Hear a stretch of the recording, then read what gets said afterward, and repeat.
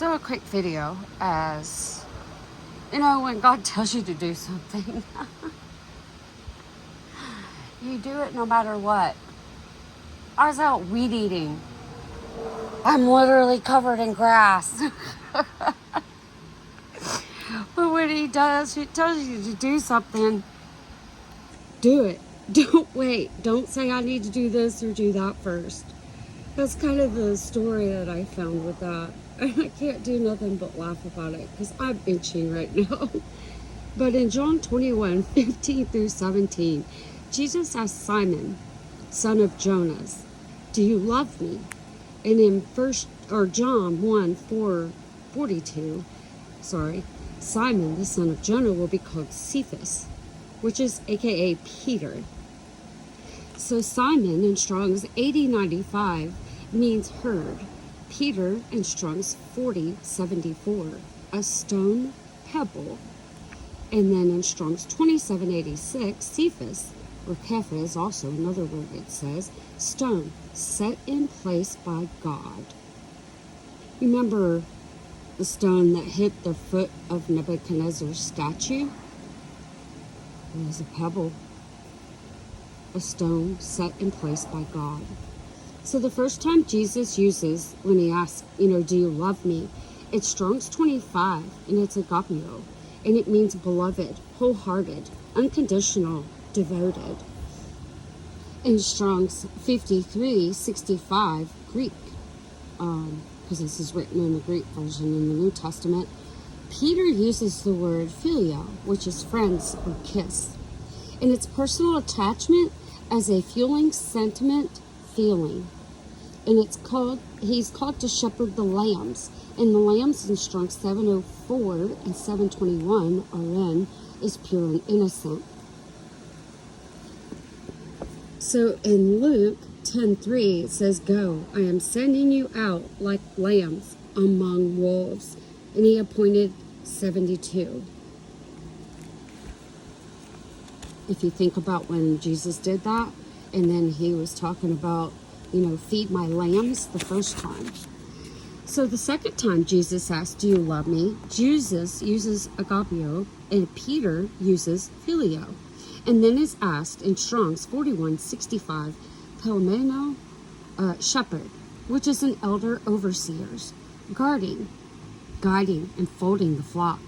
Psalm 23, Ezekiel 34, Revelation 7:17, 2:27, 12, verse 5, 19, verse 15. So gentleness towards his own and the severity towards rebels coexist with contradiction, the two witnesses. So sheep, Strong's 42:63, probaton, is sheepfold or advance. It means to walk forward on four sides, four legs. And it refers to someone easily led one way or the other like sheep. Don't go near the cliff to have knowledge, know where the ledge is. And the one who divides, Matthew 25:33, due to wolves among sheep, goats on the left, sheep on the right, bad people or good men. Numbers 27:16 through 17, this is Moses, dividing the waters. Waters are people. Come on. Look who uses that and calls them the waters. Matthew 9:36 is the same way Jesus spoke of it. And when you do the history repeating in the 3 times, and Peter doing the 3 times, denying Jesus, and then the rooster crowed. Well, Moses divided the waters, the goats on the left, the sheep on the right. Where you got times, times, and dividing of times, which is the third part, the dividing of times. It's happening again.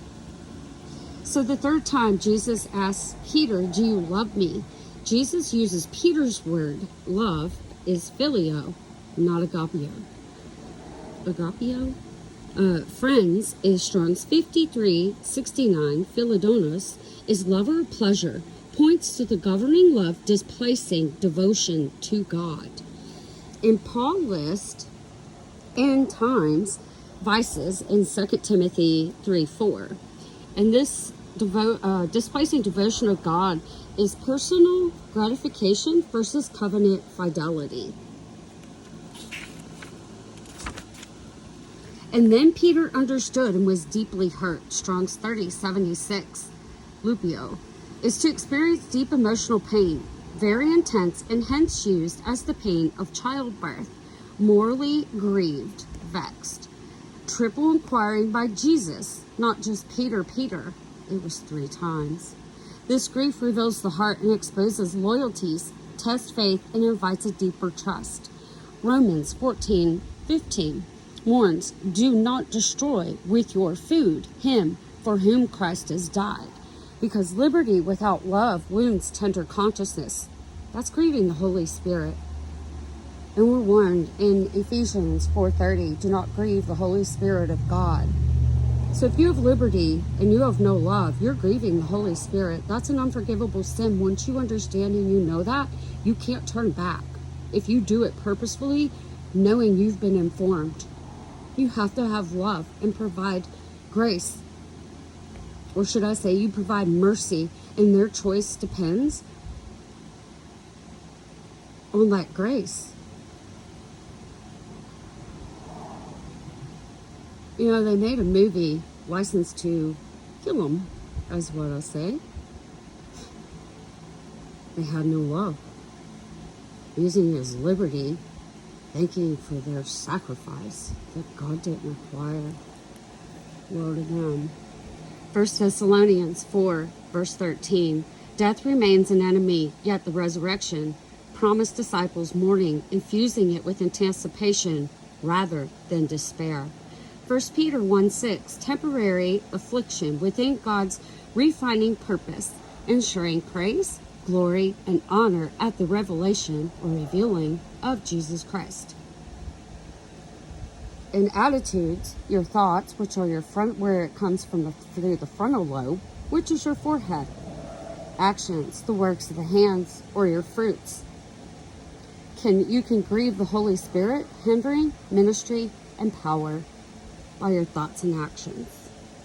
The tree is known by its fruit. And you know, if revelation is a revealing and it's written in code, to see if you would be faithful for understanding, having the eyes of God to see, and it says, all take mark, rich, poor, it's across the board. Everybody receives a mark. But there's 2 words for mark. One means mark, like the mark of Cain, and the other means sealed by God. And if you're part of the world, who would be the beast? The creator? Or should I say their creator? Because he's my father. And I'm being obedient. So, I think that was it. It is. So you have to remember, Jesus died on the cross, and everybody wants to worship that cross. But that cross is wood. And many try to make fires. Well, if there's no wood, there's no fire. And is there? You see, a harlot does things to manipulate, gaslight. But when the wood's gone, can't be a fire. It's extinguished. And I think that's where God says, be still. Where Jesus, when they were condemning him, he was quiet. He was being still. And they were revealing their own hand. They were destroying themselves. Jesus just stood there and just looked at them. So, once we know things, we are held accountable. And, of course, look what the devil does.